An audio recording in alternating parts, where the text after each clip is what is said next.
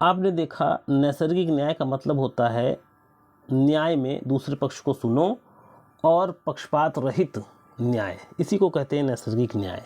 लेकिन अगर दूसरे पक्ष को नहीं सुना गया या पक्षपात के साथ न्याय कर दिया गया, यानी नैसर्गिक न्याय का पालन नहीं किया गया, तो उसका क्या परिणाम होगा, यही आज इस वीडियो का टॉपिक है। तो देखिए, जहाँ तक नैसर्गिक न्याय के नियमों का उल्लंघन का परिणाम है, तो सबसे पहले इंग्लैंड में देखते हैं क्या व्यवस्था है। देखिए, इंग्लैंड में कन्फ्यूजन की स्थिति है।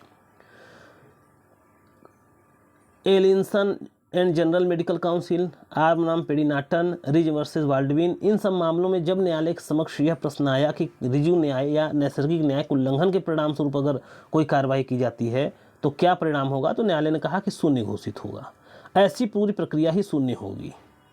लेकिन आर बनाम Billion and ex parte Phillips के मामले में जब मामला गया तो उसमें वहाँ के न्यायालय ने कहा कि ऐसा है कि ये शून्य करनी है, जब तक कोई व्यक्ति शून्य घोषित कराने के लिए मुकदमा न कर दे तब तक वो कार्रवाई वैध बनी रहती है। यानी कहने का मतलब ये है कि इंग्लैंड में स्थिति कन्फ्यूजन की है, कुछ मामलों में शून्य कर देते हैं, कुछ मामलों में शून्य करनी बना देते हैं, यानी स्थिति स्पष्ट नहीं है इंग्लैंड में। लेकिन सौभाग्य मनाइए, भारत में स्थिति स्पष्ट है।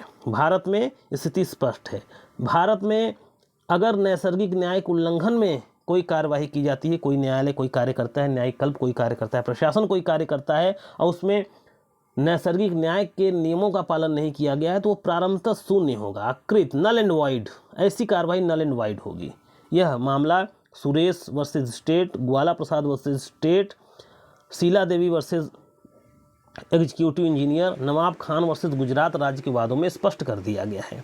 और अगर मामला इलाहाबाद उच्च न्यायालय ने इस मामले में शीला देवी वर्सेज एग्जीक्यूटिव इंजीनियर के मामले में इलाहाबाद उच्च न्यायालय ने कहा अगर मौलिक अधिकारों के क्रियान्वयन के दौरान अगर नैसर्गिक न्याय का पालन नहीं किया गया तो प्रारंभतः शून्य है, अन्य मामलों में घोषणा कराना आवश्यक है।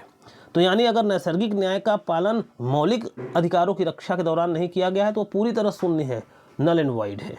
तो भारत में स्थिति नैसर्गिक न्याय के संबंध में अगर उसके उल्लंघन के बाद कोई डिसीजन दिया जाता है, कोई कार्रवाई की जाती है तो नल एंड वाइड होता है, स्थिति स्पष्ट है।